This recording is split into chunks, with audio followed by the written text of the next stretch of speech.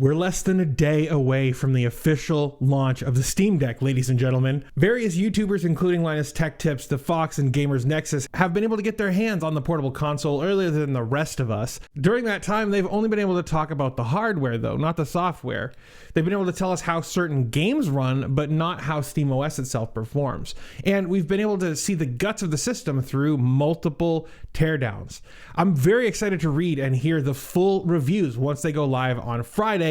But in the meantime, we've got plenty of things to talk about since our last video, so let's go over them here. Steam input and GPU settings have been leaked. So even though Valve hasn't released the embargo yet for the software, the Steam input interface has been leaked by a Chinese developer. This is the same developer team that was the ones who leaked the GPU settings a few weeks ago.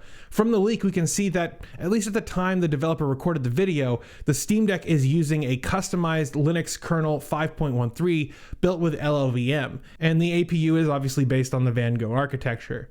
From the input interface, it appears that the Steam Deck also supports external controllers, which really isn't that big of a surprise, including PlayStation, Xbox, and Switch Pro gamepads. The video goes on to see Grim Dawn playing on the deck, and the developer is making use of the trackpads to mimic mouse movements, similar to how it's done on the Steam controller. Finally, we see the screen where the player can fully customize their controls, including the trackpads. Accessing this screen requires pressing the Steam button on the left. It's great to finally see that Valve is giving the Steam interface a much needed overhaul here. There was also a SteamOS update that was leaked. Are you starting to see a pattern here? This is probably pissing Valve off. Last week, a developer who had access to the Steam Deck publicly released a screenshot of the patch notes for a new SteamOS update. This update is dated February 11th and mentions the following: FPS and TDP limiters, GPU clock controls, and FSR upscaling controls. Improved voice chat. Exactly how it's been improved, we don't know. Faster Wi-Fi connection on resume. Audio has been both fixed and improved when suspending or resuming a game. A night mode was added in the quick access menu. Improved performance with VSync enabled games. The deck now is also able to make use of its ambient light sensor, which allows adaptive brightness settings and can be toggled on or off. So it looks like Valve has finally pulled off a feature no other handheld or laptop manufacturer has done. Quickly and reliably resume your gameplay session when you suspend your device. Hats off to the Valve engineers, that's probably not an easy task. It's also great to see a night mode here. This probably makes the screen much easier on the eyes when you're using the deck in a dark room.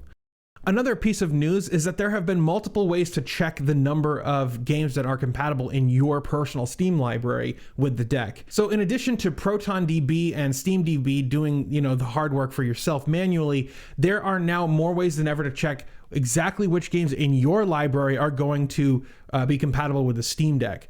First, there's Check My Deck, which is an unofficial way of checking Steam Deck rankings for your library.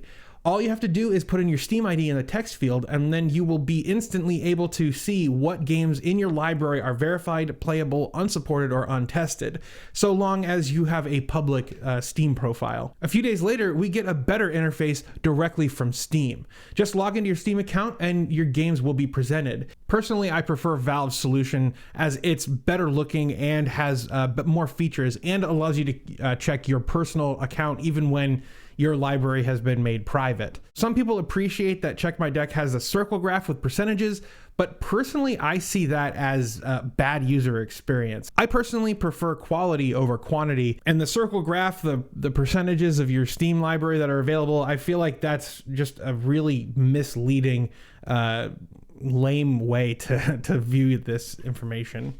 Another nice thing about Valve Solution is you can actually see ratings that are for games in your wish list, and you can actually see notes for games that are playable or unsupported that were made by their moderation team. So that's awesome to see. Speaking of Steam Deck Verified, there are now over 760 games rated to be playable or verified on the Steam Deck. That number has massively grown since the 80 or so titles that were rated just a month ago. It's great to see that some decent games like Horizon Zero Dawn, God of War, Dirt Rally, Hot Wheels Unleashed, Nickelodeon All-Stars Brawl, Overcooked, Killer Instinct, and so many more have been verified. Here's to hoping for over 1,000 by Friday when the Steam Deck actually releases.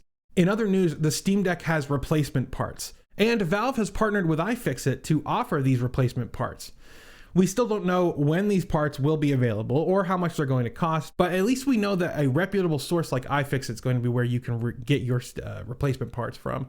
iFixit also released their teardown video of the Steam Deck, and they gave it a score of 7 out of 10. They praised the deck for easy removal and replacement of most of its parts, but gave it a thumbs down for the glued down and hard to replace battery and the soldered USB-C and microSD card ports. In compatibility news, Proton 7.0-1 was released. Valve pushed a major update to Proton, their compatibility layer for playing Windows games on Linux, from 6.3-8 to 7.0-1.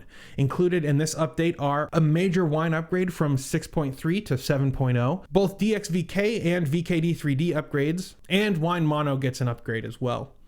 The Wine upgrade in particular is actually really important, as 7.0 adds support for the VEGA architecture, which is what the Steam Deck uses. Many bugs for games that already ran through Proton were also fixed with this upgrade. Among the huge list of games that received bug fixes include Sea of Thieves, Skyrim, Far Cry, Mass Effect 1, Marvel's Avengers, and so many more. This release also includes the support of local decoding of H.264 video, improved launcher support for Origin and Paradox titles, and support for a couple of EAC-enabled titles, including Knockout City and Star Wars Squadrons. In addition, Proton 7.0-1 has allowed games that were previously unplayable to actually launch and run now. Such games include Forza Horizon 5, Persona 4 Golden, Yakuza 4 Remastered, Monster Hunter Rise, and again, so many more.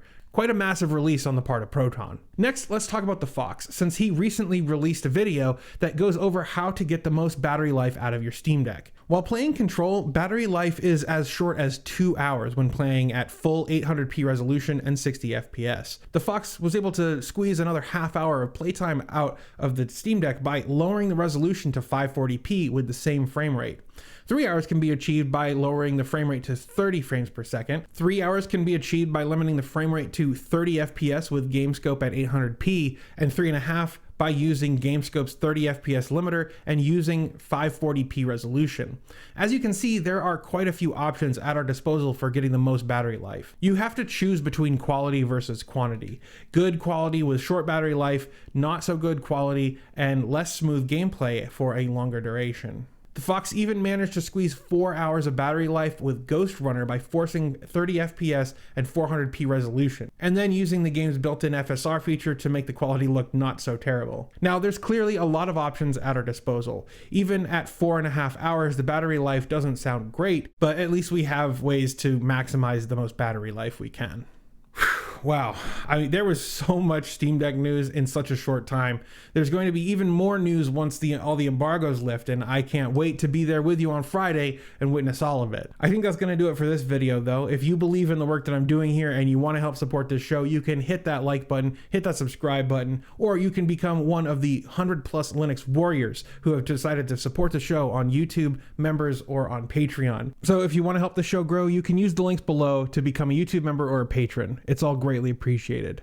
That's going to do it for now, though. Thank you so much for watching. I hope you all have a blessed day, and I'll see you in the next one.